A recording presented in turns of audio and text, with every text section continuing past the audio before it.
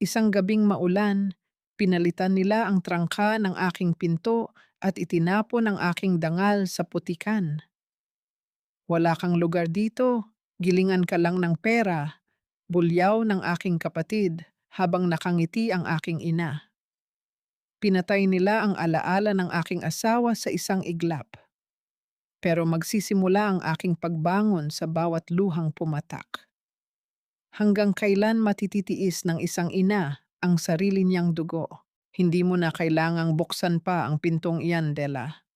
Iba na ang may-ari ng kwartong iyan at wala ka ng puwang sa loob. Ang boses ni Fermin ay parang isang malamig na patalim na humiwa sa gitna ng malakas na buhos ng ulan. Nakatayo si Fidela sa harap ng pintuan ng sarili niyang silid. Basang-basa ang suot na lumang manipis na jacket at nanginginig ang mga kamay habang pilit na isinususi ang susi na ayaw ng umikot. Sa kanyang kaliwang bisig ay mahigpit niyang yakap ang isang supot na naglalaman ng gamot para sa high blood ng kanyang ina at 2 balot ng pansit para sa hapunan ng kanyang mga anak. Ito ang gabi ng anibersaryo ng kamatayan ng kanyang asawa, isang gabi na binalak niyang punuin ng panalangin at kaunting init ng pagmamahal sa loob ng maliit na kwartong iyon. Ngunit ang bakal na trangka ay naging banyaga sa kanyang sariling mga daliri. Dahan-dahang napatingin si Della sa gilid ng beranda. Doon, sa ilalim ng tumutulong tubig mula sa sirang alulod, ay nakasalansan ang 2 sako ng basura. Ngunit hindi iyon basura. Mula sa nakabukas na punit ng plastik ay sumilip ang puting tela ng uniforme ni Luningning at ang maliit na sapatos ni Basti na puno na ngayon ng putik. Ang bawat tahi na pinagpuyatan ni Della sa kanyang makinang panahi ay tila tinatapak-tapakan sa bawat patak ng marahas na ulan sa semento. Ang lahat ng kanilang pagkatao, ang lahat ng kanilang natitirang dignidad ay nakasilid sa isang sako at itinabi sa madilim at mamasa-masang bodega sa likod ng bahay. Mula sa loob ng silid, narinig niya ang masayang halakhak ni Claribel, ang kasintahan ng kanyang kapatid. Ang bawat tunog ng tuwa ng babae ay parang mga bubog na sumusugat sa pandinig ni Della, lalo na nang maamoy niya ang bango ng bagong ligo at mamahaling pabango na humahalo sa amoy ng pintura sa loob ng silid na dati ay sa kanya. Ma, ano ito? Bakit pinalitan ng lock? Ang boses ni Della ay halos isang pabulong na daing, paos at puno ng pighati. Lumabas mula sa kusina si Doña Encarnacion. Hawak ang kanyang tranghat at ang mukhang tila laging handang magdasal. Ngunit ang kanyang mga mata ay walang kahit katiting na awa. Tumingin ang matanda sa kanyang anak na parang isang estrangherong nagdala ng dumi sa malinis niyang sahig. Della, maging practical ka naman. Ang simula ng kanyang ina, ang tono ay puno ng huwad na pagmamalasakit na mas masakit pa kaysa sa sampal. Gilingan ka na lang ng pera, widow ka na. Hindi mo na kailangan ng sariling kwarto. Si Fermin ay lalaki. Kailangan niya ng lugar para sa mga business niya at para sa magiging pamilya nila ni Claribel. Isang utang na loob mo sa akin ang manatili rito, kaya huwag kang maging makasarili. Doon muna kayo sa bodega sa likod. Malawak naman doon kung lilinisin nyo. Hindi makapagsalita si Della. Naramdaman niya ang unti-unting pagbigat ng kanyang dibdib na tila may isang malaking bato na nakadagan sa kanyang hininga. Ang bawat sakripisyo niya sa palengke, ang bawat madaling araw na paggawa ng kakanin para lang may maipambayad sa kuryente at pambili ng gamot ng ina, ay tila nalunod sa baha ng kawalang hiyaan. Ang pagmamahal na ibinigay niya sa pamilyang ito ay naging isang lubid na ngayon ay dahan-dahang sumasakal sa kanya. Pero ang mga bata, malamig doon, ang tanging nasabi niya habang ang isang mainit na luha ay humahalo sa malamig na tubig ulan sa kanyang pisngi. Matitigas ang katawan ng mga batang iyan, Della. At ikaw, matuto kang sumunod sa nakatatanda sa iyo kung ayaw mong lumabas ng tuluyan sa bahay na ito.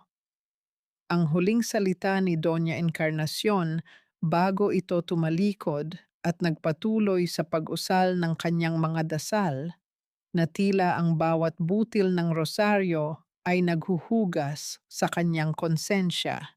Ang marahas na paglapat ng pintong kahoy ay tila isang hatol na naghiwalay kay Della mula sa tanging mundong kanyang kinilala bilang tahanan. Naiwan siyang nakatayo sa dilim, yakap ang malamig na pansit at ang gamot para sa inang kamakailan lang ay binaliwala ang kanyang pagkatao. Sa bawat pintig ng kanyang puso, tila may isang tanong na paulit-ulit na humahampas sa kanyang isipan. Hanggang kailan mo kayang lunukin ang iyong sariling luha para sa mga taong ang tingin sa iyo ay isang kasangkapan lamang na madaling palitan? Dahan-dahang tinahak ni Fidela ang madilim na pasilyo patungo sa likod ng bahay, kung saan matatagpuan ang maliit at lumang bodega na dating imbakan ng mga kagamitang hindi na ginagamit. Ang bawat hakbang niya sa maputik na lupa ay nagiiwan ng malalim na bakas.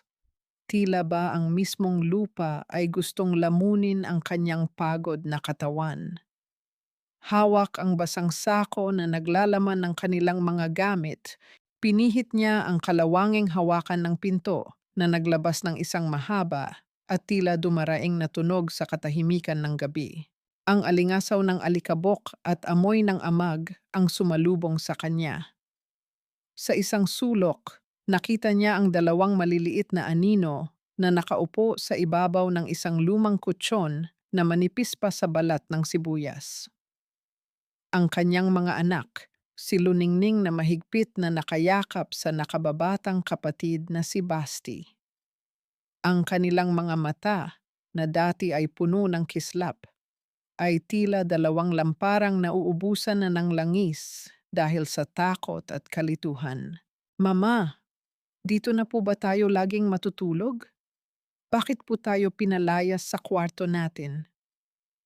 Ang tanong ni Luningning ay parang isang tinik na bumaon sa lalamunan ni Della. Hindi siya agad nakasagot. Inilapag niya ang dalawang balot ng pansit sa ibabaw ng isang sirang silya at pilit na ngumiti.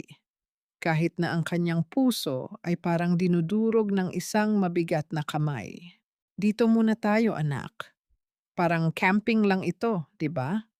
Mas malawak dito para makapaglaro kayo. Ang pagsisinungaling ni Della habang hinahaplos ang pisngi ni Basti na ngayon ay nagsisimula ng uminit. Ang mahinang pagtikhim ng bata ay bumasag sa katahimikan, isang tunog na nagpabilis sa tibok ng puso ni Della.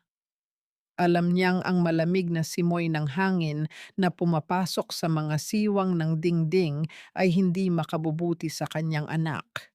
Binuksan niya ang pansit na malamig na dahil sa ulan. Pinapanood niya ang kanyang mga anak na kumakain ng tahimik.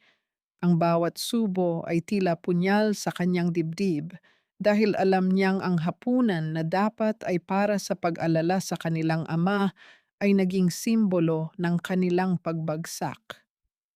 Sa gitna ng kanilang pagkain, muling bumukas ang pinto ng bodega. Ang liwanag mula sa loob ng bahay ay tumama sa mukha ni Fermin na nakatayo roon na tila isang hari na nagmamasid sa kanyang mga alipin. Siguraduhin mong hindi maririnig ang iyak ng mga bata rito, Della. Nakakahiya kay Claribel at sa mga kapitbahay. Kung gusto mong manatili rito ng libre, matuto kang tumahimik. Ang banta ni Fermin habang ang kanyang mga mata ay walang kahit anong bakas ng pagmamahal sa sariling kapatid. At bukas, asahan kong maaga kang gigising para tapusin ang lahat ng labahin ni Claribel. Huwag kang mag-aastang biktima rito dahil pinapatuloy pa rin namin kayo. Hindi kumibo si Della. Ang kanyang mga kuko ay bumaon sa palad habang pinipigilan ang galit na gustong kumawala sa kanyang bibig. Nang makaalis si Fermin at muling bumalik ang kadiliman sa bodega, naramdaman ni Della ang mahigpit na hawak ni Basti sa kanyang laylayan. Ang panginginig ng maliit na kamay ng kanyang anak ay naging sapat na dahilan para magising ang isang bahagi ng kanyang pagkatao na matagal na niyang pilit na pinatutulog sa ngalan ng utang na loob. Habang nakatingin sa kisame na puno ng agiw, isang sumusumpang pangako ang nabuo sa isipan ni Della. Hindi niya hahayaang lumaking nanunuyot ang kaligayahan ng kanyang mga anak sa ilalim ng anino ng kalupitan ng sarili niyang dugo. Ngunit sa bawat pag-ubo ni Basti na tila lumalakas sa gitna ng gabi, isang takot ang bumabalot sa kanya. Hanggang kailan niya kayang protektahan ang kanyang mga anak kung pati ang hininga ng gabi ay tila kalaban na rin nila. Ang pagbibigay sa Diyos ay hindi dapat tinitipid, Dela. Kung gusto mong pagpalain ang iyong mga anak, matuto kang magsakripisyo ng may ngiti sa iyong mga labi. Ang tinig ni Doña Encarnacion ay umalingaw-ngaw sa loob ng bodega kasabay ng unang sinag ng araw na pilit na sumisilip sa mga siwang ng bubong. Nakatayo ang matanda sa may pintuan, maayos na ang suot na itim na belo at hawak ang kanyang paboritong Biblia.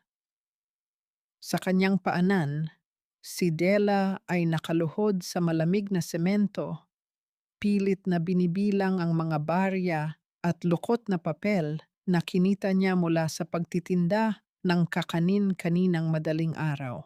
Nanginginig ang mga daliri ni Della habang inihihiwalay ang pambili ng gamot ni Basti na ngayon ay mahimbing na natutulog ngunit mabilis ang paghinga dahil sa lagnat. Ang bawat sentimo ay katumbas ng kanyang pawis, puyat, at ang hapdi ng kanyang mga braso sa paghalo ng malagkit. Ngunit bago pa niya maibulsa ang para sa kanyang anak, mabilis na kinuha ng kanyang ina ang halos lahat ng pera mula sa kanyang palad. Ma, kailangan ko po iyan. May lagnat si Basti. Ibibili ko lang po ng paracetamol at kaunting gatas. Ang mahinang pakiusap ni Della, ang kanyang tinig ay tila isang kandilang malapit ng mamatay sa gitna ng hangin. Tiningnan siya ng kanyang ina nang may halong pagkadismaya, isang tingin na tila ba si Della ang pinakamakasalanang tao sa mundo. Naku, Fidela, nasaan ang iyong pananampalataya? Ang bata ay gagaling kung gugustuhin ng may kapal. Pero ang utang na loob mo sa akin, ang pagpapalaki ko sa iyo ng mag-isa, iyan ang hindi mo dapat nakakalimutan. Isang kahihiyan sa ating pamilya kung hindi ako makakapag-abuloy ng maayos sa simbahan dahil lang sa pagiging makasarili mo. Tumayo si Della, ang kanyang tuhod ay nanghihina at ang kanyang paningin ay nagdidilim sa sobrang pagod. Pinanood niya ang kanyang ina na isinilid ang kanyang pinaghirapang pera sa isang mamahaling pitaka. Ang bawat butil ng rosaryo na nakasabit sa daliri ng kanyang ina ay tila mga maliliit na batong ipinupukol sa kanyang sugatang puso. Ito ang kabalintunaan ng kanyang buhay. Ang taong nagtuturo sa kanya ng tungkol sa pag-ibig ng Diyos ay siya ring taong walang awang kumikitil sa kanyang pag-asa. Diyan ka na muna. Huwag mong kakalimutang linisin ang mga sapatos ni Fermin bago kami umalis ni Claribel para mag-almusal sa labas pagkatapos ng misa. Huwag kang magpapakita sa mga bisita. Baka isipin nilang pinapabayaan namin kayo dahil sa hitsura mo. Huling bilin ng matanda bago ito tuluyang lumabas. Iniwan ang amoy ng insenso na humahalo sa amoy ng nilulutong pagkain mula sa loob ng bahay na kailanman ay hindi na matitikman ng kanyang mga anak. Naiwang mag-isa si Della sa gitna ng bodega. Napatingin siya sa kanyang mga kamay na puno ng kalyo at paspas ng uling. Dahan-dahan siyang naupo sa tabi ni Basti, hinawakan ang mainit na noo ng bata, at doon ay naramdaman niya ang pagpatak ng isang mainit na luha. Hindi ito luha ng galit, kundi luha ng isang masakit na pagtuklas. Napagtanto ni Della na sa loob ng bahay na ito, hindi siya itinuturing na anak o kapatid. Siya ay isang anino lamang na kailangang kumilos para sa kaginhawaan ng iba, isang kasangkapan na ginagamit sa ngalan ng banal na obligasyon. Isang tanong ang tila bumubulong sa kanyang diwa habang pinagmamasdan ang kawalan. Ano ang mas matimbang? Ang utang na loob sa magulang na nagbigay sa iyo ng buhay o ang tungkulin sa mga anak na ikaw ang tanging buhay? Ang init ng sikat ng araw ay tila nagnanais na sunugin ang balat ni Fidela habang siya ay nakayuko sa harap ng malaking palanggana. Ang kanyang mga kamay ay kulubot na sa matagal na pagkakababad sa tubig at matapang na sabon. Isang tumpok ng mga mamahaling damit ni Claribel ang kailangang matapos bago sumapit ang tanghalian. Sa bawat kuskos niya sa mamahaling tela, tila kasamang nayuyurakan ang kanyang huling bakas ng dangal. Mula sa bukas na bintana ng sala, naririnig niya ang malakas na pagpapatugtog ng radyo at ang tawanan ni na Fermin at Claribel, isang mundong napakalapit ngunit napakalayo sa kanyang kinatatayuan. Isang makintab na sasakyan ang huminto sa harap ng kanilang tarangkahan. Nakita ni Della ang pagbaba ng isang lalaking nakabarong, may hawak na folder at tila may sinusuring mabuti sa bawat sulok ng bahay. Nagmamadaling lumabas si Claribel, suot ang isang bagong bestida na alam ni Della na binili gamit ang perang kinuha ng kanyang ina sa kanya noong nakaraang gabi. Ang ngiti sa mga labi ng babae ay puno ng pagkukunwari, tila isang ahas na naghahanda sa kanyang susunod na pag-atake. Della, pumasok ka muna sa loob ng bodega. Bilisan mo. Huwag kang magpapakita rito habang may kausap kami. Nakakahiya ang hitsura mo, baka isipin ng kliyente namin na hindi kami marunong mag-alaga ng katulong. Ang pabulong na bulyaw ni Claribel habang itinutulak siya palayo sa harapan ng bahay. Hindi na nakapagtanggol si Della. Hawak ang basang-basahan, dahan-dahan siyang naglakad patungo sa gilid ng bahay, ngunit hindi siya tuluyang lumayo. Naisandal niya ang kanyang likod sa malamig na pader. Ang kanyang pandinig ay matalas na nakatuon sa usapan ng mga tao sa beranda. Tulad ng napag-usapan natin, Mr. Santos, ang boses ni Fermin ay puno ng yabang. Ang 2 kwarto sa harap ay gagawin nating high-end na paupahan para sa mga turista. Malapit tayo sa mga atraksyon dito sa Laguna, kaya siguradong patok ito. Ang tanging kailangan na lang ay ang pirma para sa tuluyang pag-alis ng mga hindi kailangang naninirahan dito para maumpisahan na ang renovation. At paano ang gwardya o ang tagalinis? Tanong ng lalaki. Huwag kayong mag-alala, sagot ni Claribel na may kasamang malanding tawa. Mayroon kaming stay-in na pwedeng gumawa ng lahat ng iyan ng walang bayad. Isang gwardya sa gabi, tagalabas sa umaga. Wala kayong magiging problema. Nanigas ang buong katawan ni Della. Ang bawat salita ay tila isang malaking pako na ibinabaon sa kanyang kinatatayuan. Hindi lamang ang kanyang kwarto ang kinuha nila. Balak nilang gawin siyang isang aliping walang bayad sa sarili niyang pamana. Isang malakas na ihip ng hangin ang biglang dumaan, tila nakikisama sa kaguluhan ng kanyang isipan. Isang pirasong papel mula sa folder ni Mr. Santos ang tinangay ng hangin at lumipad patungo sa kanyang paanan. Dahan-dahang yumuko si Dela at kinuha ang papel. Ang kanyang mga mata ay nanlaki sa nabasa. Ito ay isang detalyadong plano para sa pagpapalit ng titulo ng bahay at isang kasunduan sa pagpapaupa na may pangalan ni Fermin bilang nag-iisang may-ari. Ngunit ang mas nakahihindik ay ang petsa sa ilalim. Ito ay nakaplano na bago pa man mamatay ang kanyang ama. Isang malamig na kilabot ang gumapang sa kanyang gulugod. Ang papel na hawak niya ay hindi lamang isang plano para sa negosyo. Ito ay isang ebidensya ng isang matagal ng pagtatraidor na binalak sa likod ng kanyang likuran.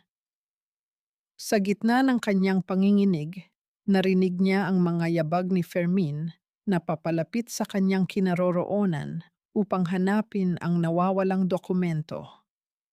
Saan pa siya lulugar kung ang mismong lupang kanyang kinatatayuan ay dahan-dahan nang ibinebenta ng kanyang sariling dugo? Mama, ang init po ni Basti. Parang may apoy sa loob ng dibdib niya. Ang boses ni Luningning ay puno ng panginginig. Isang mahinang tawag na bumasag sa mabigat na katahimikan ng bodega sa gitna ng hating gabi. Mabilis na napabalikwas si Fidela mula sa kanyang kinahihigaang lumang banig. Sa dilim, naramdaman niya ang paghingal ng kanyang bunsong anak. Nang idampi niya ang kanyang palad sa noo ni Basti, tila nabanli ang kanyang balat sa tindi ng init ng bata. Ang bawat hininga ni Basti ay may kasamang malalim na tunog mula sa dibdib. Isang ungol ng paghihirap na tila humihiwa sa puso ni Della. Basti, anak, nandito si Mama. Bulong niya habang pilit na hinahanap ang pitsel ng tubig sa dilim. Ngunit ang tubig ay tuyot na, gaya ng kanyang pag-asa sa mga sandaling iyon. Nagmamadaling lumabas si Della sa bodega, bitbit ang bata na tila isang lantang bulaklak sa kanyang mga bisig. Tinahak niya ang madilim na daan patungo sa kusina ng main house, umaasang makakakuha ng malinis na tubig at makapaglalaga ng kaunting dahon para sa lagnat. Ngunit pagdating niya sa pintuan ng kusina, ito ay nakakandado mula sa loob. Dahan-dahan niyang kinatok ang kahoy na pinto. Ang tunog ng kanyang mga daliri ay tila isang pagsamo na ayaw marinig ng gabi. Walang sumasagot. Muli siyang kumatok, mas malakas, hanggang sa bumukas ang ilaw sa pasilyo at lumitaw ang anino ni Doña Encarnacion sa likod ng salamin ng bintana. Dela, anong ingay iyan? Ang gabi ay para sa pagtulog, hindi para sa paggawa ng eksena. Ang boses ng kanyang ina ay puno ng inis, walang bakas ng pag-aalala sa apong may sakit. Ma, si Basti po, napakataas ng lagnat. Kailangan ko lang po ng mainit na tubig at kung may natitira pa kayong paracetamol sa cabinet. Pagsusuma mo ni Della, ang kanyang luha ay hindi na mapigilan sa pag-agos. Naku, Fidela, ang kuryente ay mahal. Ang pagbubukas ng kalan sa ganitong oras ay dagdag sa bayarin. At si Fermin at Claribel, kakakatulog lang nila pagkatapos ng mahabang araw ng pagpaplano para sa bahay. Huwag mo silang gisingin sa kaartehan mo. Dalhin mo ang bata sa labas, baka mahawa pa kami rito. Ang turing ng kanyang ina, bago muling pinatay ang ilaw, iniwan si Della sa harap ng saradong pinto. Wala nang nagawa si Della kundi maupo sa semento ng beranda, yakap-yakap ang nanginginig na katawan ni Basti. Ang malamig na simoy ng hangin ay humahampas sa kanilang dalawa, ngunit mas malamig ang pakiramdam ng pagtatakwil ng sariling dugo. Sa tabi niya, sumunod si Luningning, tahimik na tumabi sa kanyang ina at hinawakan ang malamig na kamay ni Della. Mama, mahinang tawag ng bata. Ang kanyang mga mata ay nakatingin sa malayo, sa mga bituin na tila walang pakialam sa kanilang pighati. Bakit po ayaw sa atin ni Lola? Masama po ba tayong tao? Sa bahay po ba ni Papa sa langit? May kwarto rin po ba kami na hindi kinakandado? Ang tanong na iyon ay tila isang libong karayom na sabay-sabay na bumaon sa puso ni Della. Niyakap niya ng mahigpit ang kanyang dalawang anak. Ang kanyang mga luha ay pumatak sa buhok ni Basti. Sa gitna ng kadiliman ng hating gabing iyon, habang naririnig niya ang marahas na pagpintig ng puso ng kanyang may sakit na anak, naramdaman ni Della ang isang bagay na tuluyang nawasak sa loob niya. Ang matagal na pasensya na itinanim niya sa ngalan ng utang na loob ay tila naging abo na. Hindi na ito tungkol sa kanya. Ito ay tungkol sa dalawang buhay na unti-unting namamatay sa ilalim ng anino ng kalupitan ng mga taong dapat ay nagpoprotekta sa kanila. Isang panata ang nabuo sa gitna ng kanyang mga hikbi. Isang panata na hindi na muling mababali ng anumang dasal o manipulasyon ng kanyang ina. Hanggang kailan mo hahayaang maging banyaga ang iyong mga anak sa sarili nilang tahanan bago mo mapagtanto na ikaw lamang ang tanging pader na nakatayo sa pagitan nila at ng malupit na mundo. Nang sumikat ang araw, ang hamog sa paligid ng barangay ay tila mga luhang naiwan ng gabi sa mga dahon ng saging, malamig at mapait. Bitbit ang kanyang bilao ng kakanin, maagang lumabas si Fidela, ngunit ang kanyang mga hakbang ay hindi patungo sa palengke. Ang kanyang puso ay tumitibok ng may kakaibang bigat. Dala ang bawat ubo ni Basti na tila naiiwan sa kanyang pandinig. Sa bawat kanto, ang mga kakilala ay bumabati sa kanya, ngunit tanging tipid ng ngiti lamang ang kanyang naisusukli. Ang kanyang isipan ay nakatuon sa isang maliit at lumang gusali sa dulo ng kalsada, ang TM photocopy ni Mang Isko. Ang amoy ng tinta at lumang papel ang sumalubong sa kanya nang pumasok siya sa loob. Si Mang Isko, na may suot na makapal na salamin at abala sa pag-aayos ng mga dokumento, ay napatingin sa kanya. Ang mga mata ng matanda ay puno ng pagkilala at isang uri ng lungkot na tila matagal nang kinikimkim. Si Mang Isko ay hindi lamang basta kaibigan ng kanyang yumaong ama. Siya ang tanging saksi sa mga huling sandali bago tuluyang nawala ang haligi ng kanilang tahanan. Dela anak, kanina pa kita inaantay. Ang boses ni Mang Isko ay malalim, tila galing sa ilalim ng lupa.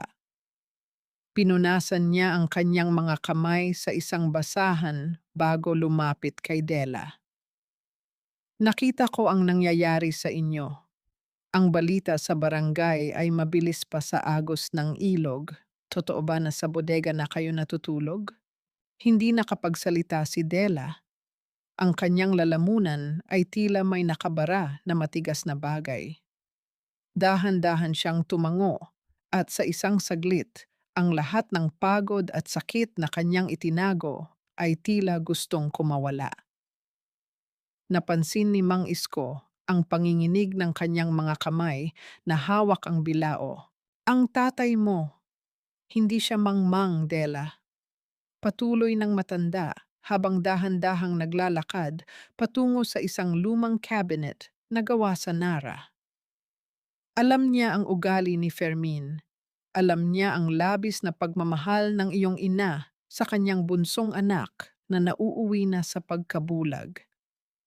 Bago siya pumanaw, madalas siyang pumunta rito. Hindi para magpa-photocopy ng kung ano-ano, kundi para mag-iwan ng isang bagay na magsisilbing proteksyon mo. Binuksan ni Mang Isko ang isang lihim na drawer at kinuha ang isang makapal na dilaw na sobre. Ang bawat galaw ng matanda ay puno ng pag-iingat. Tila ba ang hawak niya ay isang banal na relikya. Inilapag niya ito sa ibabaw ng mesa sa tapat ni Della. Sabi ng tatay mo, "Isko, ibigay mo ito kay Della kapag dumating ang oras na wala na siyang matulugan." Ayaw niyang maniwala na magagawa iyon ng sarili mong ina, pero mas pinili niyang maging handa. Sa loob ng sobreng ito ay ang katotohanang matagal ng pilit na ibinabaon ni na Fermin at Claribel. Ang paliwanag ni Mang Isko habang nakatitig ng diretso sa mga mata ni Della. Dahan-dahang iniabot ni Della ang kanyang kamay sa sobre. Ang texture ng lumang papel ay tila nagbibigay ng init sa kanyang mga daliri. Isang init na nagmula sa pagmamahal ng isang ama na kahit wala na ay patuloy pa ring nagbabantay. Sa loob ng kanyang diwa, muling nagbalik ang alaala ng kanyang ama, ang magaspang na palad nito na humahaplos sa kanyang ulo at ang pangakong hinding-hindi siya pababayaan hanggat may natitira pang lakas sa kanyang katawan. Basahin mo ang mga dokumentong iyan sa isang tahimik na lugar, Dela. Huwag mong ipakikita kahit kanino, lalo na sa loob ng bahay na iyan, babala ni Mang Isko.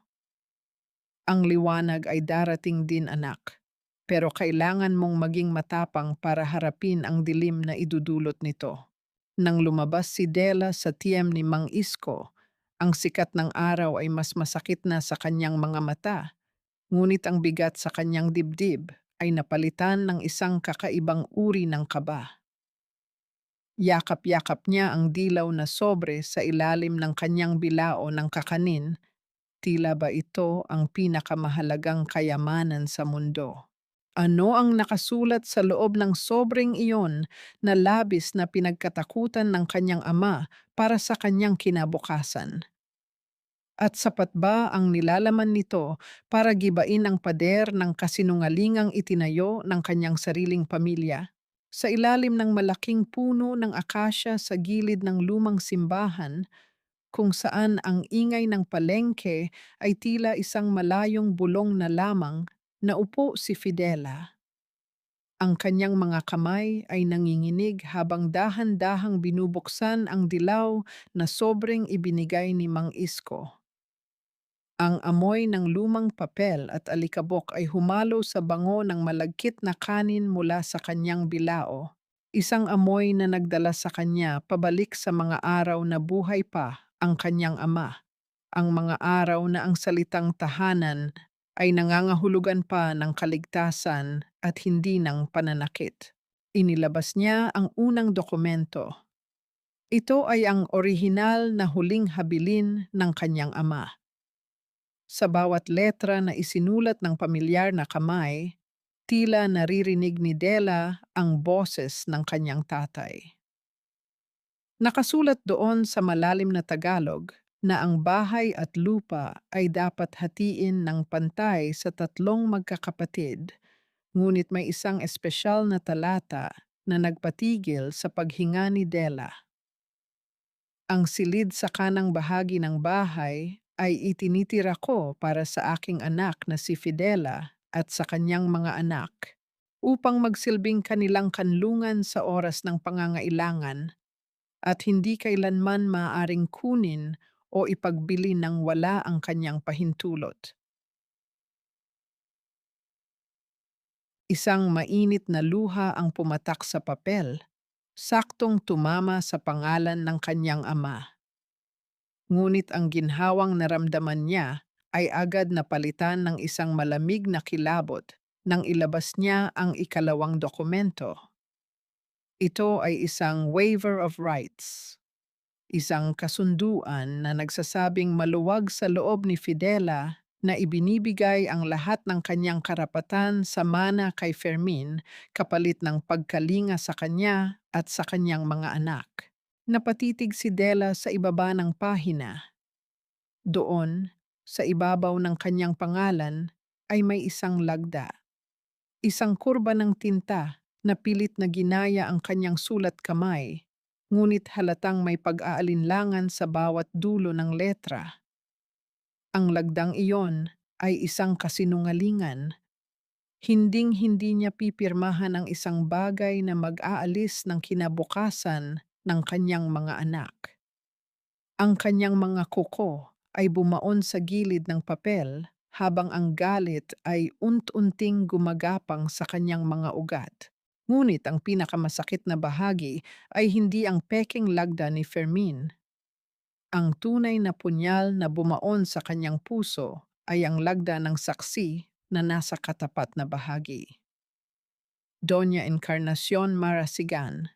Malinaw ang pagkakasulat ng pangalan ng kanyang ina, matikas at walang panginginig, tila ba ipinagmamalaki pa nito ang kanyang pakikipagsabuatan sa pandaraya. Sa tabi ng pangalan ay ang petsa, noong nakaraang buwan lang, ang panahong may sakit si Della at abala sa pag-alaga sa kanyang mga anak.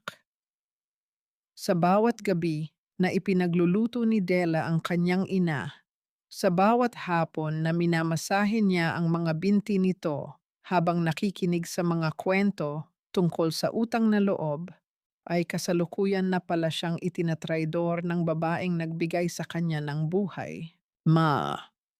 Bakit?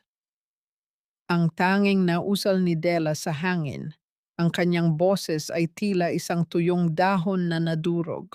Napagtanto ni Della na ang utang na loob na laging ibinabato sa kanya ng kanyang ina ay hindi isang banal na obligasyon, kundi isang kadena na sadyang idinisenyo para mabulag siya habang ninanakawan siya ng kanyang sariling dugo. Ang kanyang ina na laging may hawak na rosaryo at laging nasa loob ng simbahan ay ang mismong taong naging saksi sa pagpatay sa huling habilin ng kanyang ama. Dahan-dahang itinupi ni Della ang mga papel at ibinalik sa sobre. Ang kanyang mga mata, na dati ay puno ng pagpapakumbaba at takot, ay unti-unting nagkaroon ng isang matalim at malamig na ningas. Tumayo siya mula sa semento, hindi na bilang ang masunuring anak na laging yumuyuko, kundi bilang isang inang nakahanap na ng kanyang sandata. Habang naglalakad siya pabalik sa bahay kung saan siya ay itinuturing na banyaga, ang bawat hakbang niya ay tila isang panata. Ngunit sa likod ng kanyang tapang, isang malaking katanungan ang patuloy na sumasagi sa kanyang isipan. Paano mo haharapin ang iyong ina sa hapagkainan habang alam mong ang bawat subo ng pagkaing inihain mo ay binayaran ng pagtatraidor niya sa iyong kinabukasan? Ang bigat ng bawat hakbang ni Fidela patungo sa kanilang tahanan ay tila hila-hila ang buong bigat ng langit na malapit ng bumagsak.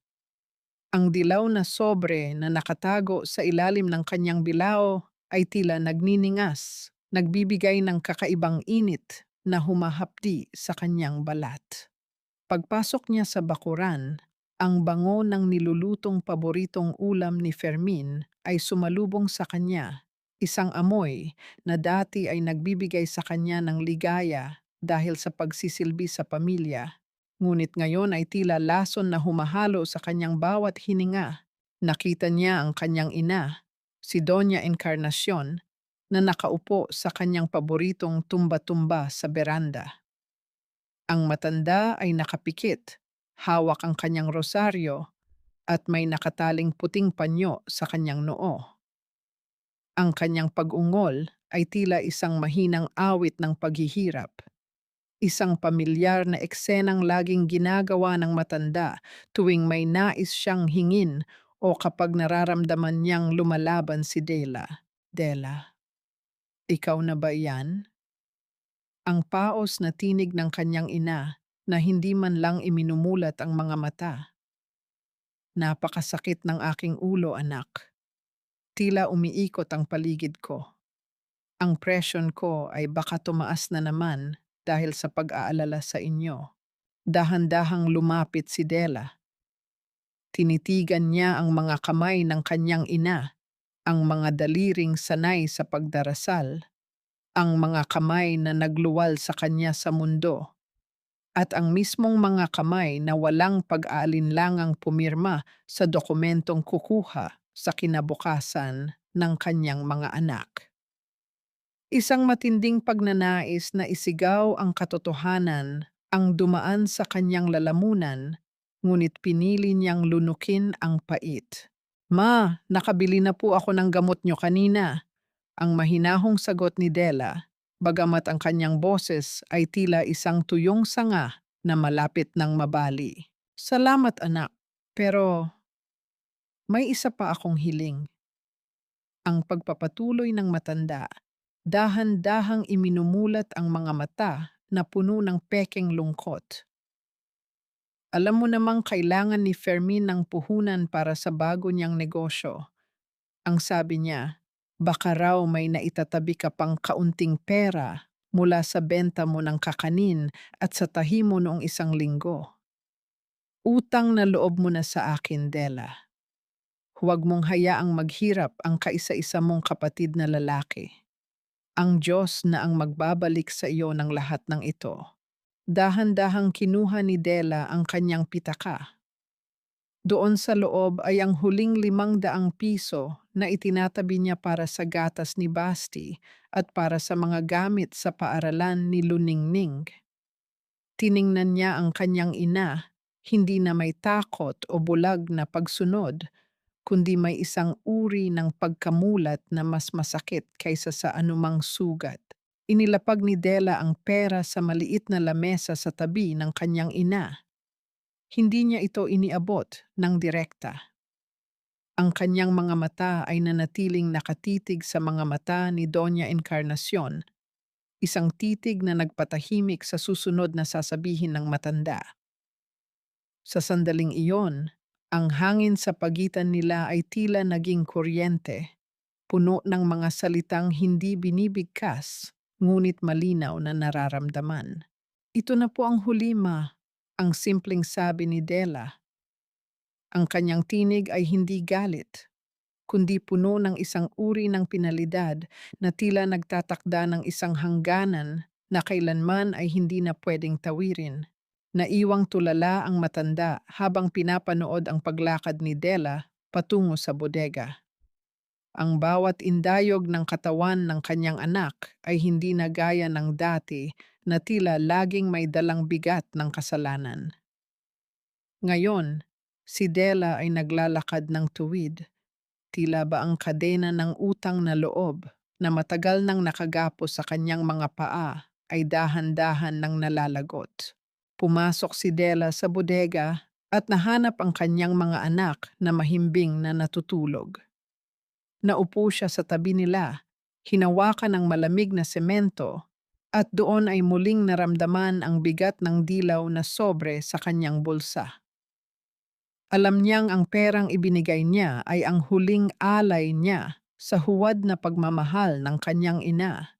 Ngunit habang tinitingnan niya ang mapayapang mukha ng kanyang mga anak, isang bagong uri ng pangamba ang bumalot sa kanya. Alam niyang ang kanyang pagbabago ay hindi makakaligtas sa mapanuring mata ni Claribel at sa galit ni Fermin. Kapag nalaman nilang hindi na siya ang Della na pwedeng tapak-tapakan, ano ang susunod nilang gagawin para tuluyan siyang mapatahimik?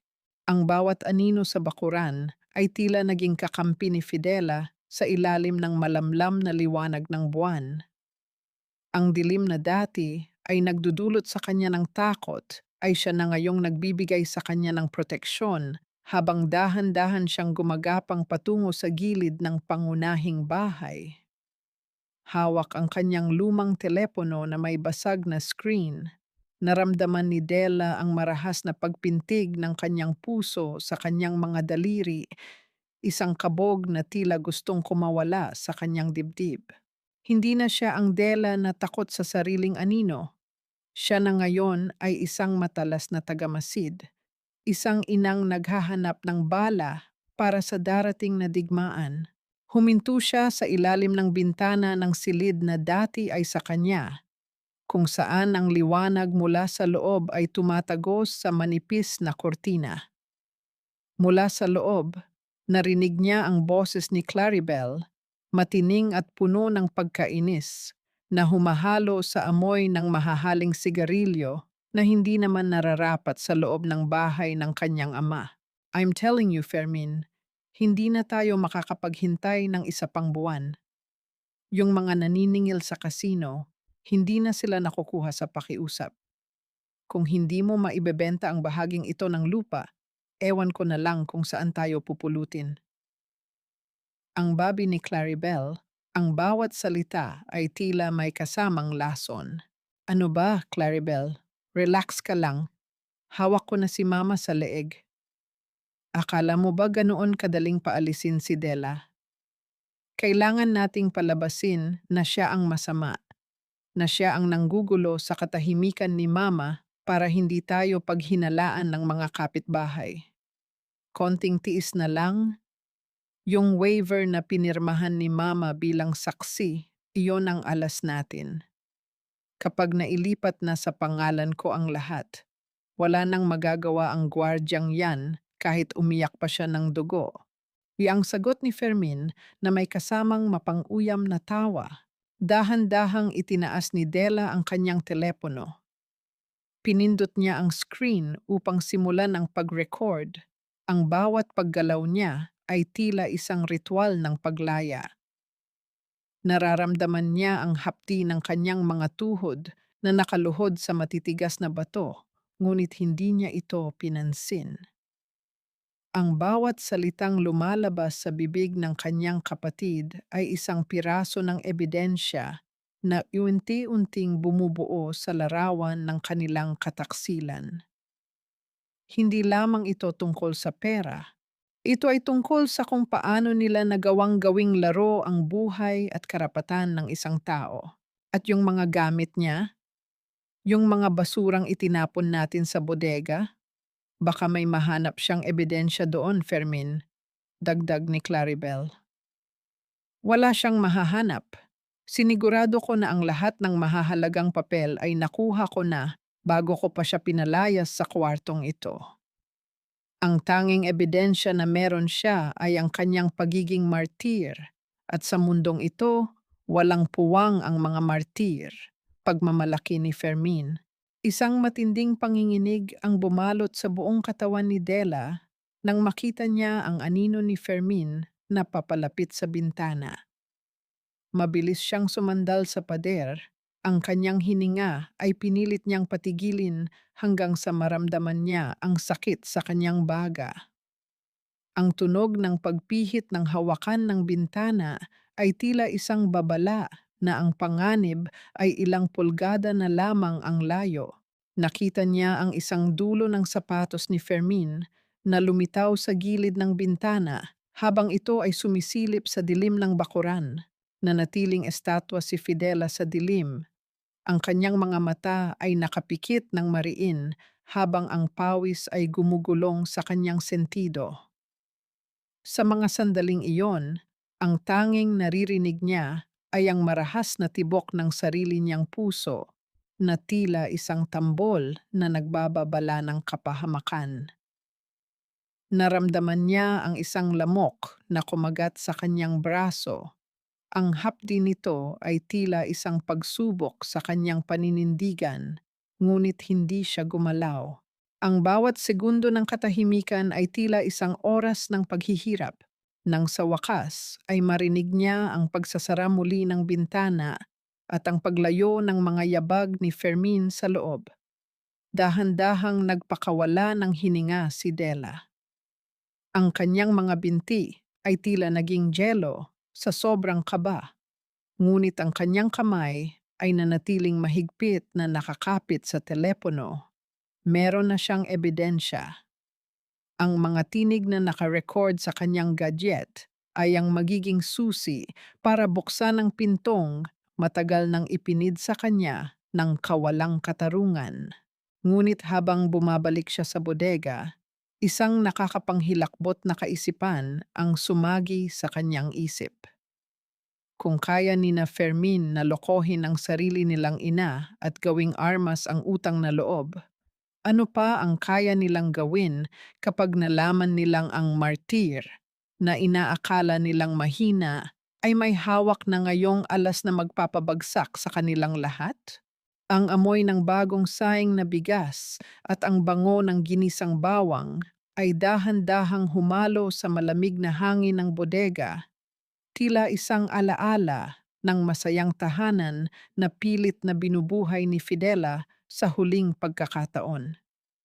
Sa gabing ito, hindi lamang kakanin ang kanyang inihanda.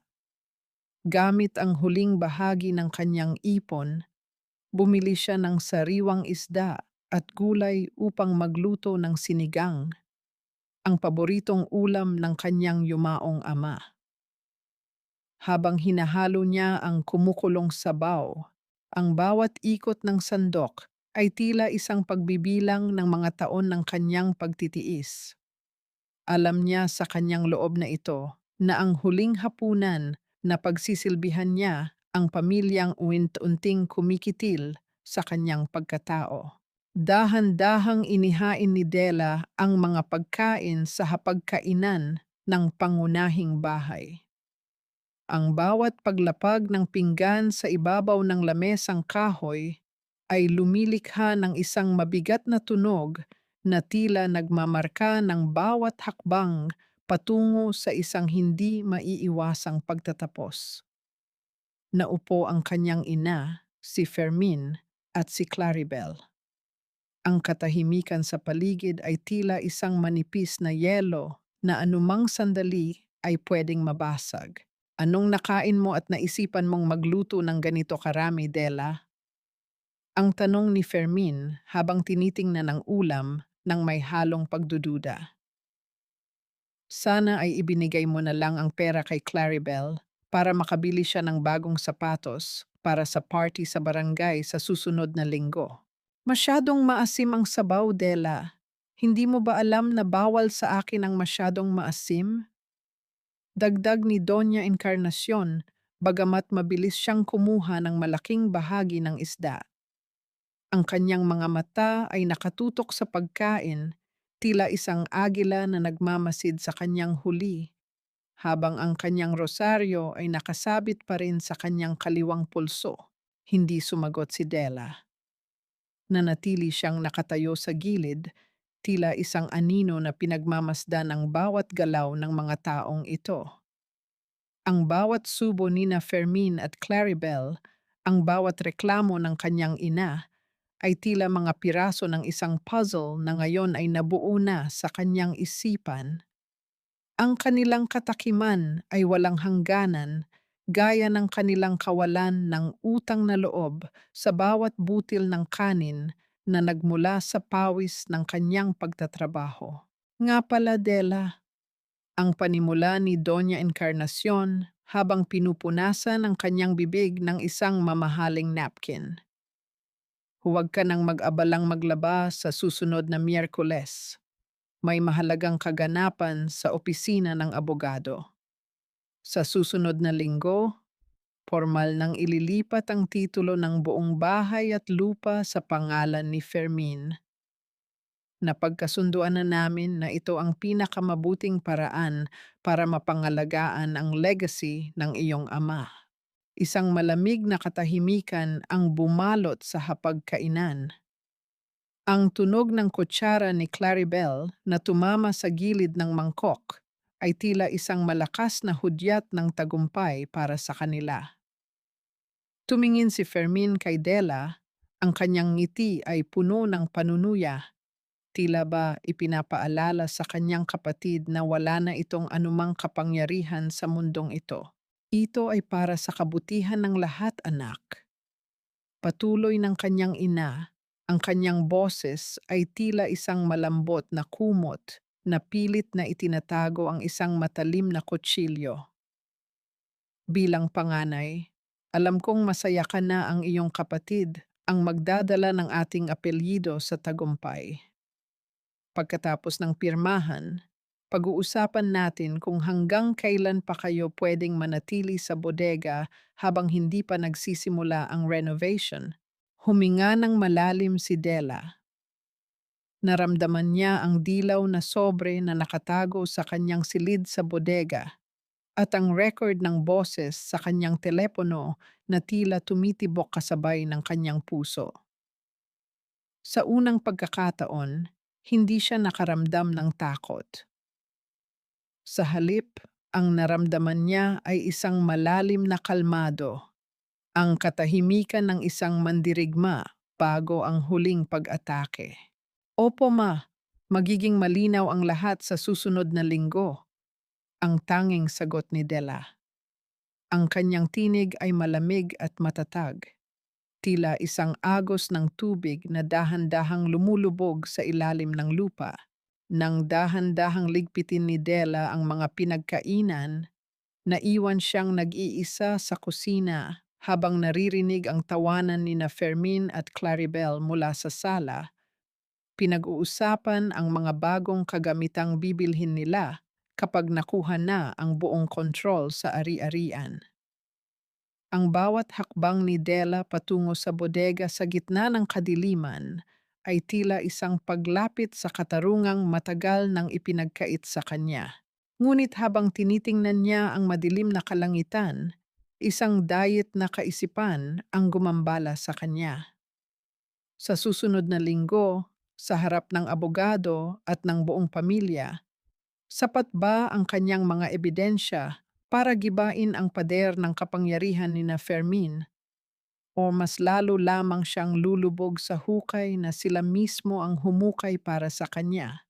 Ang sikat ng araw ay matalim at tila walang awa nang lumabas si Fermin mula sa likod ng bahay, may bitbit na isang itim na kahon ng basura. Si Fidela, na kasalukuyang nagsasampay ng mga nilabhang kumot sa gilid ng bakuran, ay napahinto nang makita ang pamilyar na hugis ng isang bagay na nakasilip mula sa bunganga ng kahon. Ito ay ang maliit na kahoy na kuwadro na naglalaman ng larawan ng kanyang yumaong asawa, ang tanging piraso ng nakaraan na nagbibigay sa kanya ng lakas sa mga gabing walang bituin sa loob ng bodega. Ano ba namang klasing mga kalat ito, Della? Ang sikip-sikip na nga ng bodega, nag-iipon pa kayo ng mga bagay na patay na at walang kwenta. Ang wika ni Fermin, ang kanyang boses ay puno ng pagkayamot at kawalang galang. Kailangan ko ang espasyo para sa mga bagong gamit ni Claribel.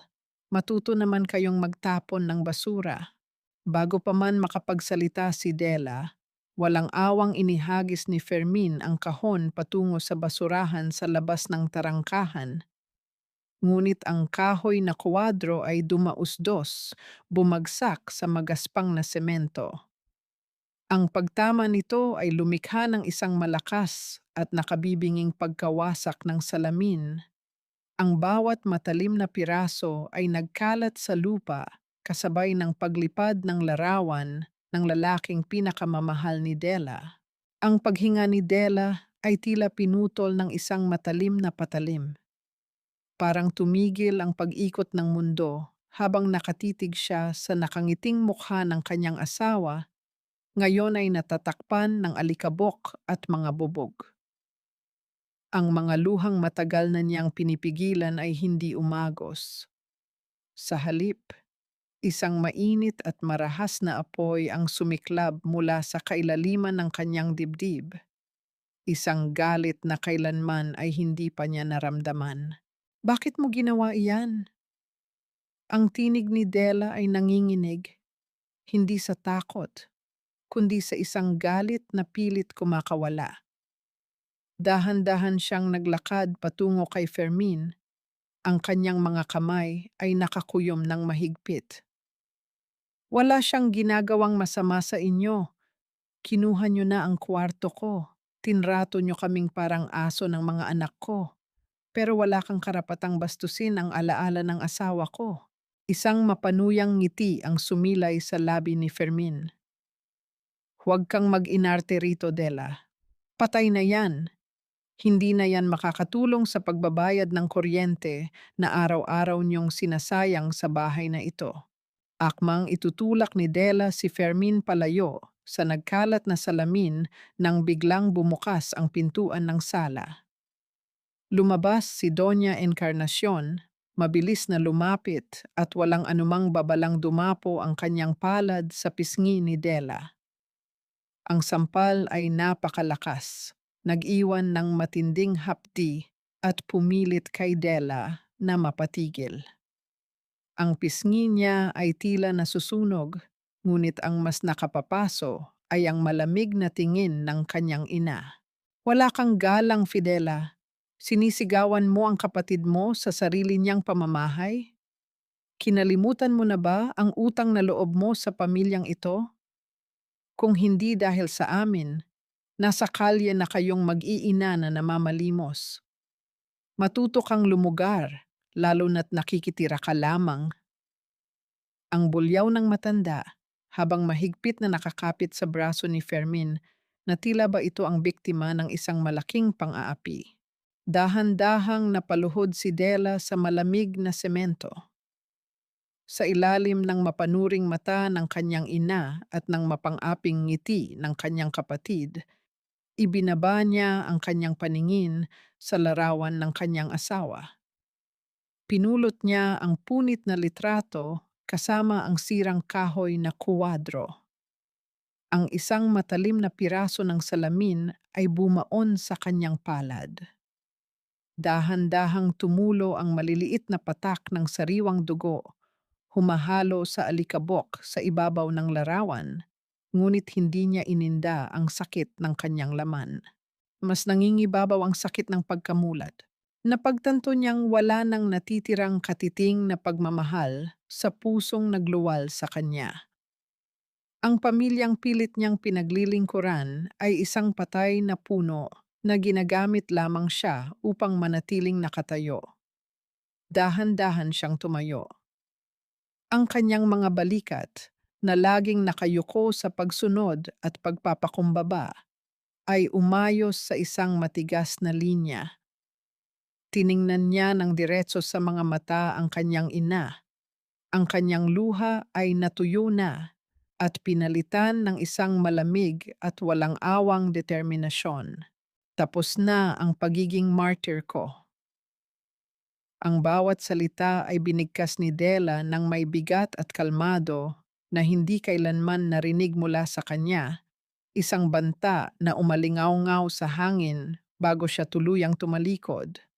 Hawak ang duguang larawan ng kanyang asawa at naglakad patungo sa bodega kung saan ang mga ebidensya ng kanilang pagkawasak ay naghihintay ng tamang oras.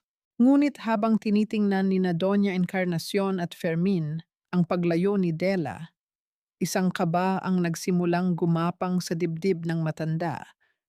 Ano ang kayang gawin ng isang taong inalisan na ng lahat ng dahilan para matakot? Ang bawat mata sa loob ng mainit at masikip na bulwagan ng barangay ay tila mga matatalim na palaso na sabay-sabay na nakatutok kay Fidela. Ang mga bulungan ng mga kapitbahay ay nagtataasan, lumilikha ng isang alon ng tsismis at panghuhusga na sadyang idinisenyo upang lunurin ang kanyang natitirang dignidad. Nakatayo siya sa isang gilid, suot ang kanyang kupasing pambahay, habang sa kabilang banda ay nakaupo ng marangya ang kanyang pamilya. Suot ni Doña Encarnacion ang kanyang pinakamagarang damit na itim na karaniwang ginagamit lamang sa pagsimba, habang si Fermin ay nakapang-opisina at si Claribel ay hindi magkamayaw sa pagpapaypay gamit ang isang mamahaling abaniko. Ang mabigat na paglapat ng kahoy na maso sa ibabaw ng mesa ng kapitan ng barangay ay nagpatahimik sa buong silid. Naghudyat na ang pagdinig sa kanilang pamilya ay formal ng mag-uumpisa. Dahan-dahang tumayo si Doña Encarnacion. Ang kanyang mga kamay ay mahigpit na nakakapit sa isang puting panyo at sa kanyang paboritong rosaryo. Bago pa man siya magsalita, Sinimulan niya ito ng isang malalim at nanginginig na paghikbi na tila bapasan niya ang lahat ng pighati sa mundo. Ang kanyang pagganap ay walang kupas, isang sining ng pagmamanipula na matagal na niyang pinaghusay sa loob ng kanilang tahanan. Kapitan, hindi ko na po alam kung saan ako nagkulang bilang isang ina. Ang panimula ng matanda, ang kanyang tinig ay basag at puno ng huwad na sakit. Simula nang mamatay ang asawa ni Della, tinanggap ko siya pabalik sa aking pamamahay ng buong puso. Pinakain ko sila ng kanyang mga anak, binigyan ng bubong na masisilungan. Pero ano ang isinukli niya sa akin? Pambabastos, pagsisigaw sa aking harapan. Gusto pa niyang agawin ang kaisa-isang pagkakataon ng kanyang kapatid na si Fermin na makapagpatayo ng negosyo para mayahon kami sa hirap. Ang mga kapitbahay, na karamihan ay mga kaibigan ng matanda sa simbahan, ay nagpalitan ng mga nag-aalalang tingin at pailing-iling na tila pandidiri sa kalapastanganan ni Della. Naramdaman ni Della ang bigat ng salitang hiya na pilit ibinabagsak sa kanyang mga balikat. Ito ang sandata ng kanyang ina, ang hiyain siya sa harap ng publiko upang mapilitan siyang sumunod sa kanilang nais. Tumayo rin si Fermin, ang kanyang mukha ay inosente at maamo, isang malayong bersyon ng halimaw na nagtapon sa larawan ng asawa ni Della noong isang araw. Gusto ko lang naman pong makatulong kay Mama, Kapitan. Hirap na po ang ina namin sa araw-araw. Kaya naghanap ako ng investors para paupahan ang bahagi ng aming bahay. Pero si Ate Della, masyado siyang makasarili. Imbes na suportahan ako, naghahanap pa siya ng away. Pati ang kasintahan kong si Claribel ay palagi niyang sinusungitan kahit wala namang ginagawang masama. Lalong lumakas ang mga pag-ismid mula sa mga manonood. Sa kanilang paningin, si Della ay isang pabigat na balo na walang utang na loob, isang anak na naghahangad ng pagkasira ng sariling ina. Ngunit sa kabila ng lahat ng paninirang puri na ipinupukol sa kanya, nanatiling nakatayo ng tuwid si Della. Wala siyang ibinagsak na luha. Ang kanyang mga mata ay hindi nakayuko sa lupa, kundi diretsong nakatitig sa mga mata ng kanyang ina. Naramdaman ni Della ang malamig na papel ng dilaw na sobre sa loob ng kanyang lumang bag at ang bigat ng telepono sa kanyang bulsa. Sa kanyang isipan, naglalaro ang imahe ng kanyang mga anak na natutulog sa malamig na semento, ang lagnat ni Basti sa gitna ng gabi, at ang basag na larawan ng kanyang asawa. Ang mga ala-alang ito ang nagsilbing makapal na baluti sa kanyang dibdib. Pinipigilan ng anumang sakit na dulot ng mga kasinungalingan. Ang kapitan ng barangay, na halatang naantig sa madramang salaysay ni Doña Encarnacion, ay bumaling kay Della. Ang mukha nito ay may bahagyang pagkadismaya habang iniaayos ang kanyang mga salamin. Ang buong bulwagan ay natahimik, naghihintay sa anumang idadahilan ng isang babaeng itinuturing na nilang makasalanan. Narinig mo ang mga hinanaing ng iyong sariling ina at kapatid, Fidela. Ang seryosong wika ng kapitan, ang kanyang tinig ay umaalingaw-ngaw sa bawat sulok ng silid. Bilang isang anak, obligasyon mong suklian ng kabutihan ang pag-aaruga ng iyong magulang. Bago tayo gumawa ng anumang formal na kasunduan upang tuluyan kang umalis sa inyong bahay, binibigyan kita ng pagkakataong magpaliwanag. Huminto sandali ang kapitan. Pinasadahan ng tingin ang tahimik at matapang na anyo ni Della bago binitawan ang tanong na magiging tulay sa pagbabago ng lahat. Ano ang masasabi mo sa mabibigat na paratang ng iyong ina? Ang katahimikan sa loob ng barangay hall ay tila naging isang mabigat na kumot na nakadagan sa balikat ng lahat. Tinitigan ni Fidela ang mga matang ng huhusga, ngunit hindi na siya ang dating Dela na yuyuko upang saluhin ang kanilang mga bato.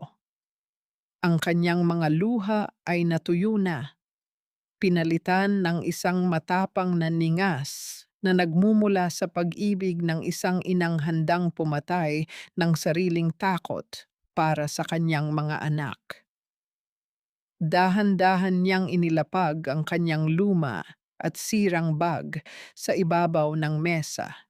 Mula rito ay maingat niyang kinuha ang dilaw na sobre na naglalaman ng kanyang kaligtasan.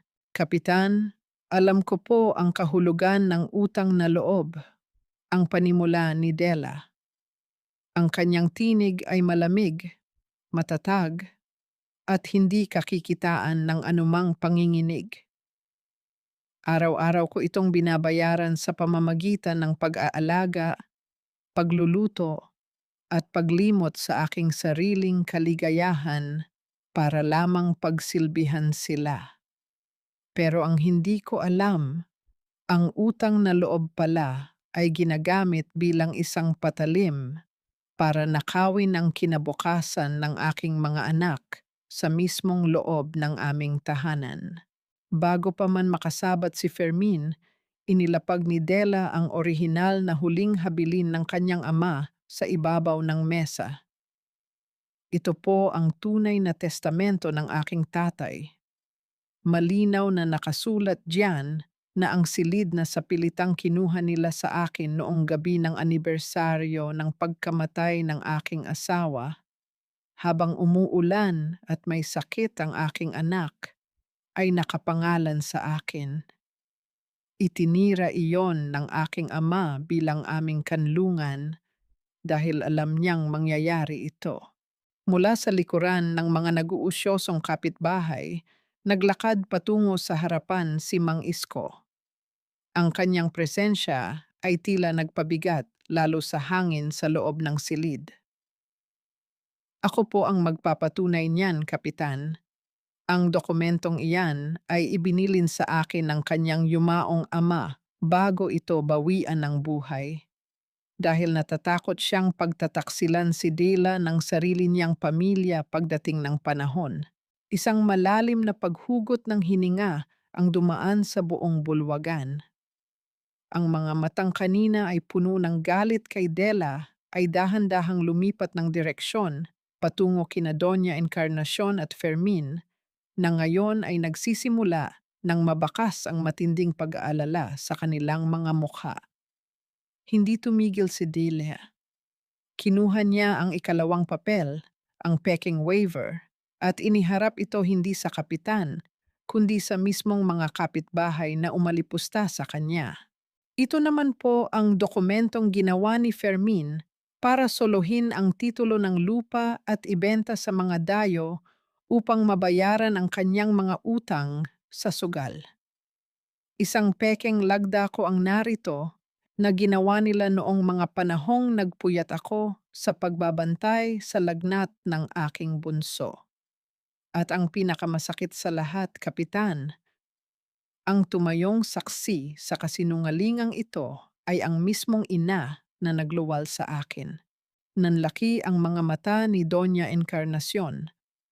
Ang kanyang kamay na mahigpit na nakahawak sa rosaryo ay nagsimulang manginig ng husto, tila tinatablan na ng matinding panlalamig. Pinilit ni Fermin na tumayo upang agawin ang mga papel, ngunit mabilis siyang pinigilan ng mga tanod ng barangay na nakatayo sa magkabilang gilid ng bulwagan.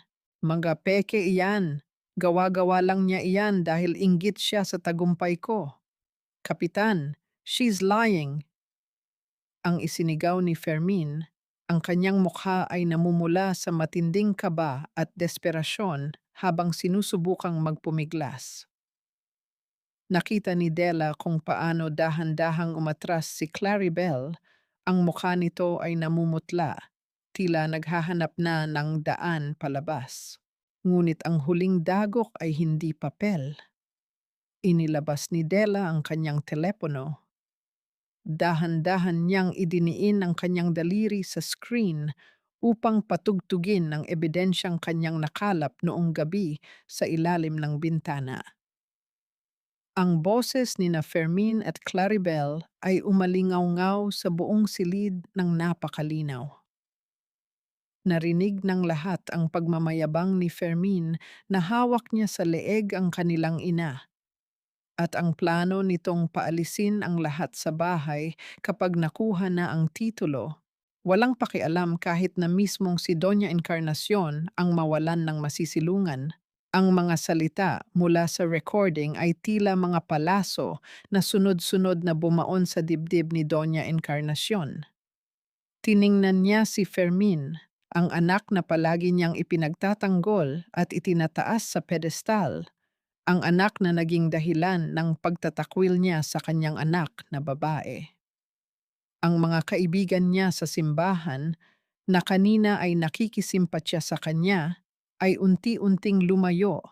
Ang kanilang mga tingin ay puno ng pandidiri, pagkabigla at matinding panghuhusga.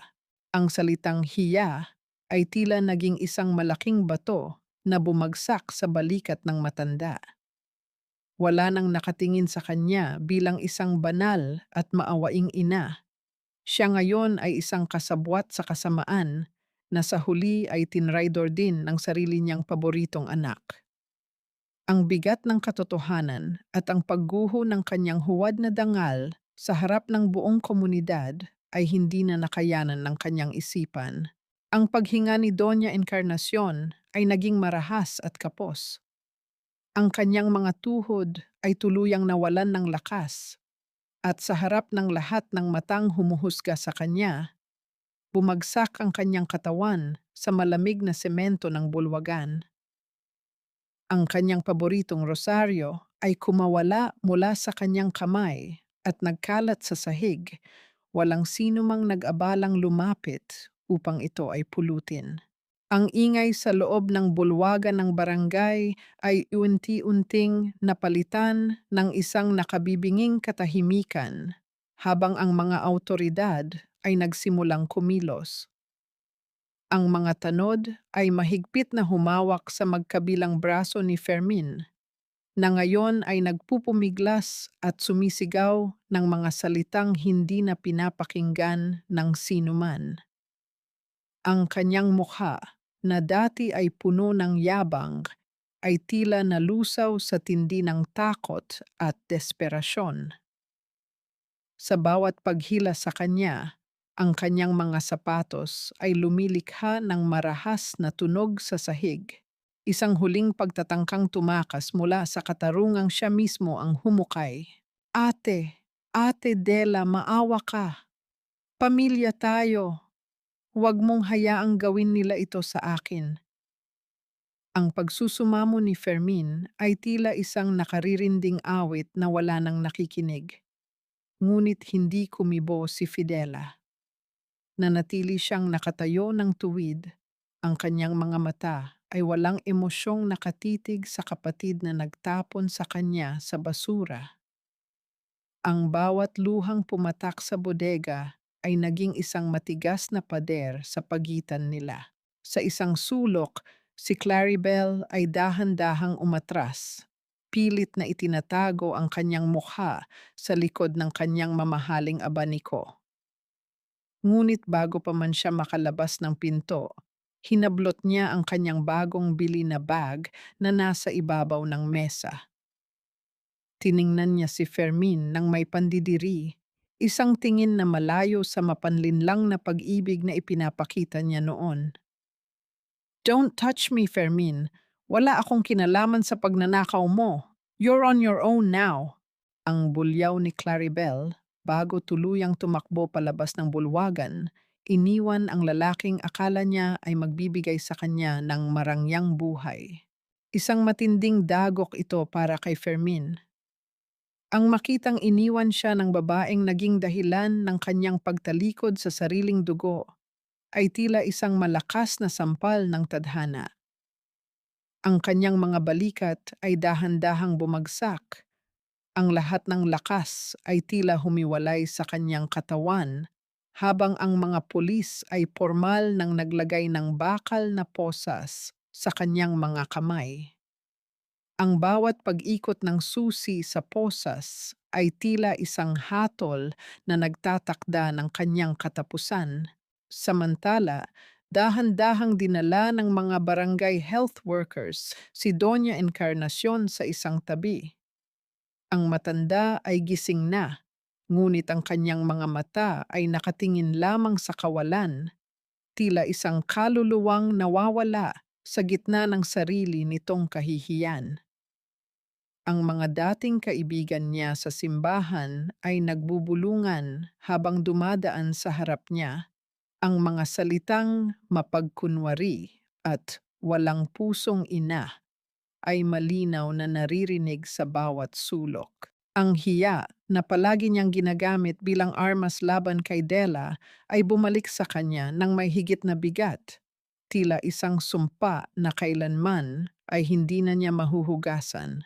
Kapitan, itutuloy ko po ang demanda para sa falsification of public documents laban kay Fermin, ang mahinahon ngunit matatag na wika ni Dela sa harap ng kapitan ng barangay. At para po sa aking ina, ibebenta ko ang aking bahagi ng lupa gaya ng nakasulat sa testamento ng aking ama. Gagamitin ko ang pera para sa paggamot ni Basti at para sa kinabukasan ng aking mga anak. Ang matitirang bahagi ay ibibigay ko kay Mang Isko para pangasiwaan para sa mga pangangailangan ni Mama.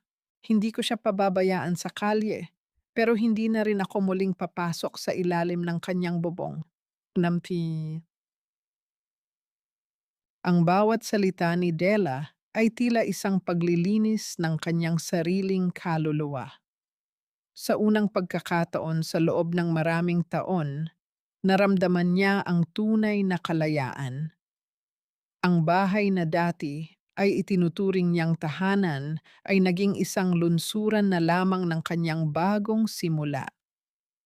Habang inililigpit niya ang kanyang mga gamit, lumapit sa kanya ang kanyang mga anak, si Luningning at si Basti, na ngayon ay dahan-dahan ng gumagaling. Niyakap niya ang mga ito ng mahigpit.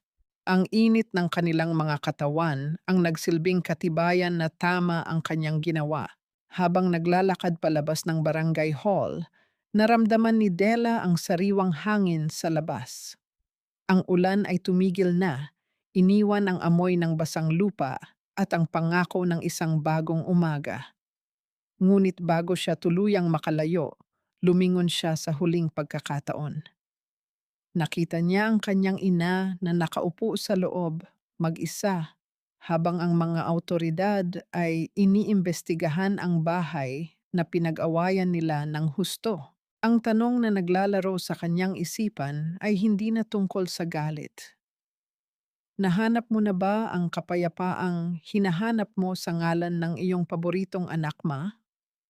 O mas masakit bang mapagtanto na sa huli ang taong itinuring mong basahan ang siyang tanging nag-iwan sa iyo ng kaunting dignidad? Wala na po ba tayong nakalimutan, Mama? Kahit yung maliliit na laruan ni Basti? Ang tanong ni Luningning ay tila isang mahinang ihip ng hangin na nagpabalik sa diwa ni Fidela sa kasalukuyan.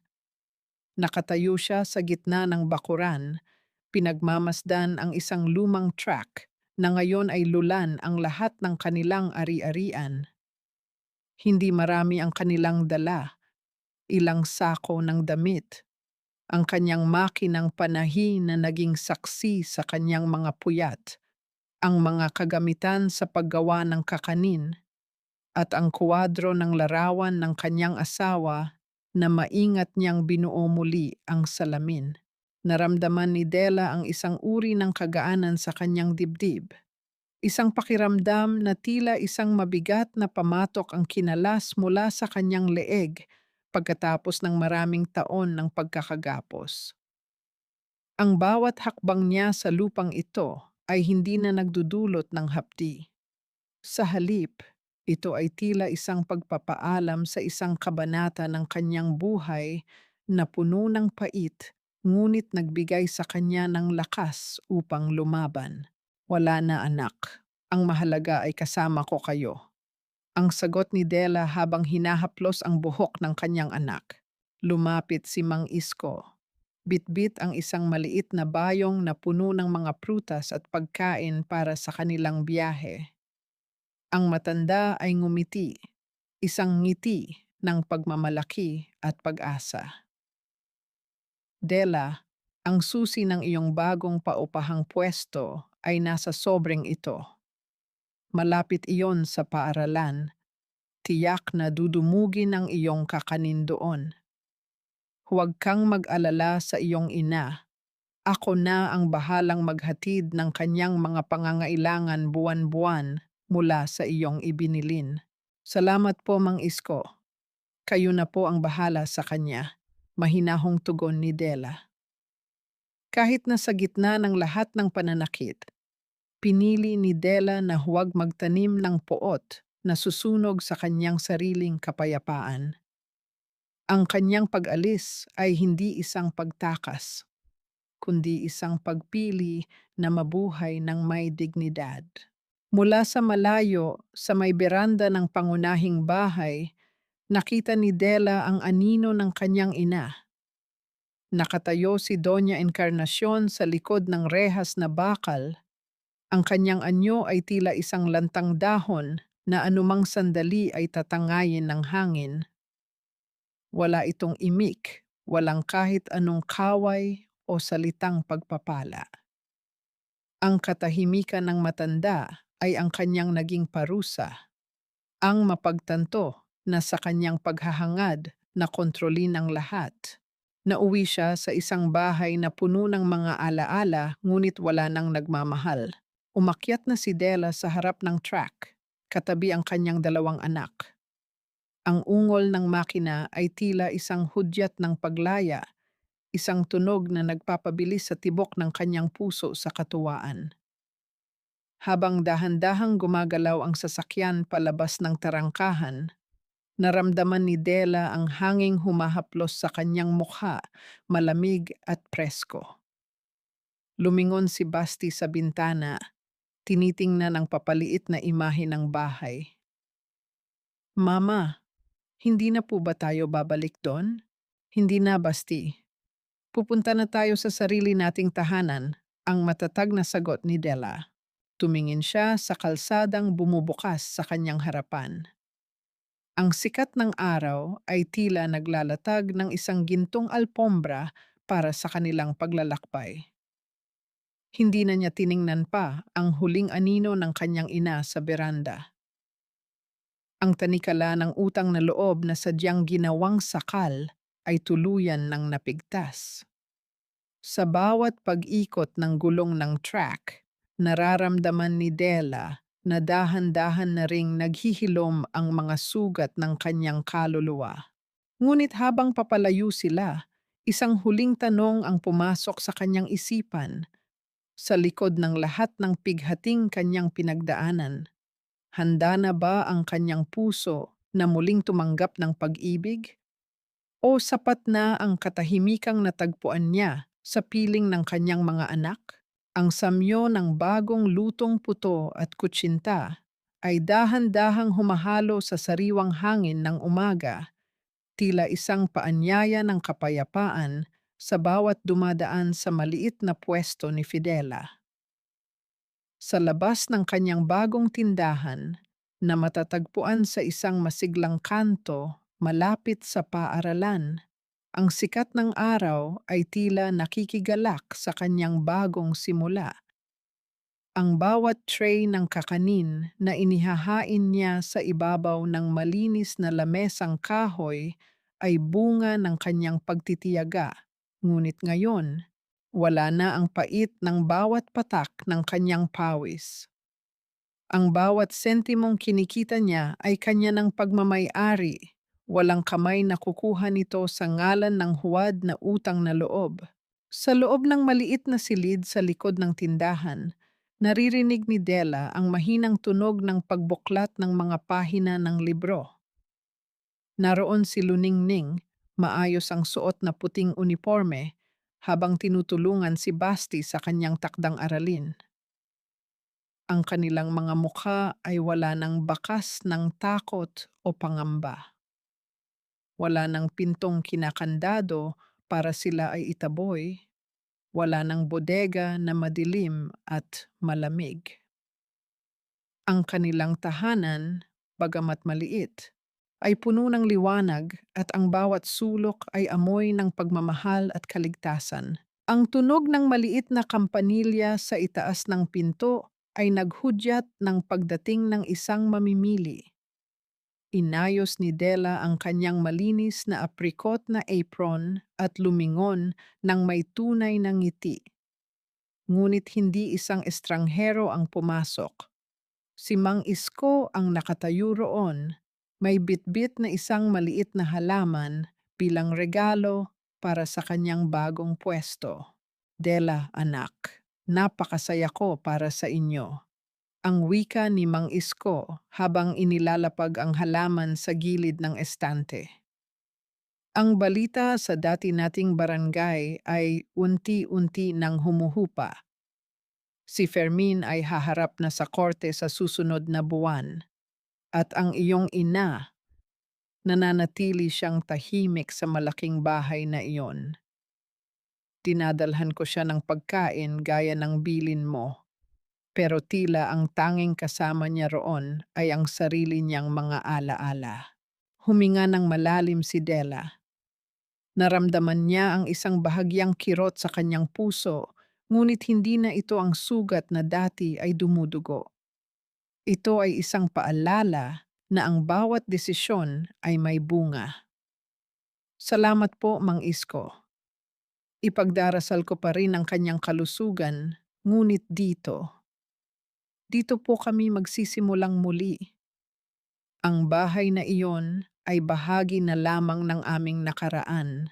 Habang nag-uusap sila, isang lalaking nakauniforme ng guro ang pumasok upang bumili ng kanyang paboritong sapin-sapin. Siya si Sir Ricardo, ang gurong madalas bumili sa kanya at laging may baon na mabubuting salita.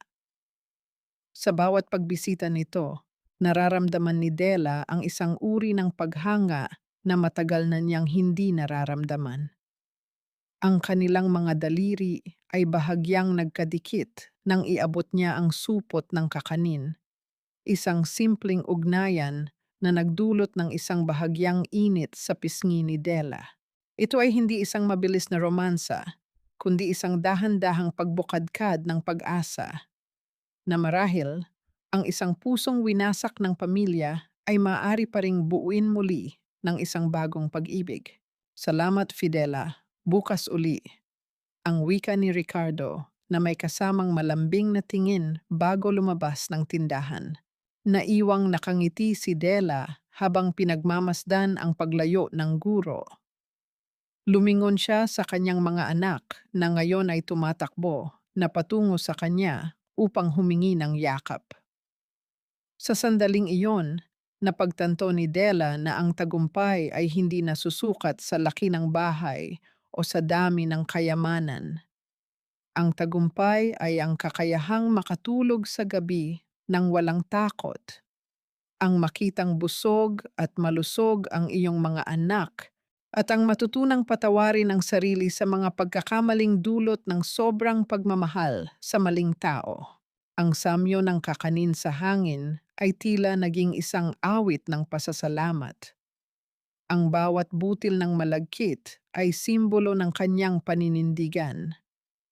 Si Fidela Marasigan ay hindi na ang gilingan ng pera ng kanyang ina. Siya na ngayon ang reyna ng sarili niyang maliit na kaharian, kung saan ang pintuan ay laging bukas para sa mga taong marunong rumespeto at magmahal ng tunay. Lumipas ang isang taon, ang mga sugat na dati ay tila hindi na maghihilom ay dahan-dahang natatakpan ng mga bagong alaala gaya ng mga talulot ng bulaklak na muling namumukadkad pagkatapos ng isang mahaba at malupit na bagyo. Sa hapong iyon, ang langit ay kulay kahel at lila, isang payapang pagtatapos sa isa na namang produktibong araw sa tindahan ni Fidela. Habang dahan-dahan niyang nililinis ang mga tray ng kanyang kakanin, naramdaman niya ang isang uri ng katahimikan na hindi mabibili ng anumang yaman, ang katahimikan ng isang konsensyang malinis at isang pusong malaya. Napatingin si Della sa kanyang mga kamay. Wala na ang panginginig na dulot ng takot. Ang tanging naroon ay ang mga kalyo na simbolo ng kanyang dangal. Napagtanto niya na ang kapatawaran ay hindi nangangahulugan ng pagbabalik sa sitwasyong nanakit sa kanya. Pinatawad na niya ang kanyang ina, hindi dahil karapat-dapat ito, kundi dahil ayaw na niyang bitbitin ang bigat ng galit sa kanyang paglalakad patungo sa hinaharap. Ang pagpili na lumayo at magtakda ng hangganan ay ang pinakamataas na uri ng pagmamahal sa sarili na natutunan niya.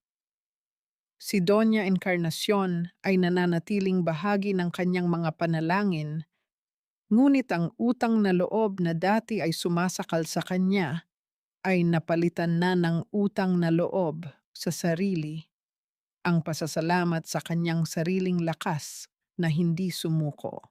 Para kay Fermin, ang katarungan ay dahan-dahang gumiling sa loob ng selda. Ang balitang nakarating kay Della ay nagsabing doon lamang natutunan ng kanyang kapatid ang tunay na halaga ng bawat butil ng kanin na dati ay inaaksayan nito. Wala ng Claribel na naghihintay sa kanya. Ang mga huwad na kaibigan ay tila mga bula na naglaho nang mawala ang kinang ng pera. Ngunit para kay Della, ang panalangin niya ay magsilbi itong daan para sa pagbabago ng kanyang kapatid, hindi upang magsaya sa pagbagsak nito. Ang pinakamahalagang tanong ay nasagot na sa tuwing makikita niya ang kanyang mga anak. Si Luningning ay nangunguna na sa kanyang klase at si Basti ay lumalaking malusog at puno ng sigla. Ang kapayapaang nahanap nila sa ilalim ng maliit na bubong ng kanilang bagong tahanan ay ang katibayan na ang pamilya ay hindi lamang nabubuo sa pamamagitan ng dugo, kundi sa pamamagitan ng respeto, proteksyon at pag-aaruga. Nang dumating si Sir Ricardo, bitbit ang isang bungkos ng sariwang pandan para sa kanyang niluluto. Ang kislap sa mga mata ni Della ay nagpahiwatig na ang kanyang puso ay handa na sa isang bagong yugto, isang pag-ibig na hindi nangangailangan ng sakripisyo ng kanyang pagkatao. Ang aral na iniwan ng kanyang paglalakbay ay malinaw. Ang tunay na tahanan ay hindi ang gusaling gawa sa semento at rehas, kundi ang lugar kung saan malaya kang huminga nang hindi kinakandado ang iyong mga pangarap. Ang bawat tao ay may karapatang magtakda ng hangganan kahit sa sariling dugo, kung ang pagmamahal ay nagiging lason na sa kaluluwa. Ang pag-alis ni Fidela mula sa anino ng kanyang ina ay hindi isang pagkatalo, kundi isang dakilang pagtatagumpay. Habang dahan-dahang pinapatay ni Della ang huling ilaw sa kanyang tindahan at yakapin ang kanyang mga anak patungo sa kanilang silid, isang huling buntong hininga ng kaligayahan ang kumawala sa kanyang mga labi. Ang gabi ay hindi na nakakatakot. Ang bawat patak ng ulan sa bubong ay tila isang musika na nagpapatulog sa kanya ng mahimbing. Si Fidela Marasigan ay hindi na ang gilingan ng pera ng iba. Siya na ngayon ang liwanag ng sarili niyang mundo.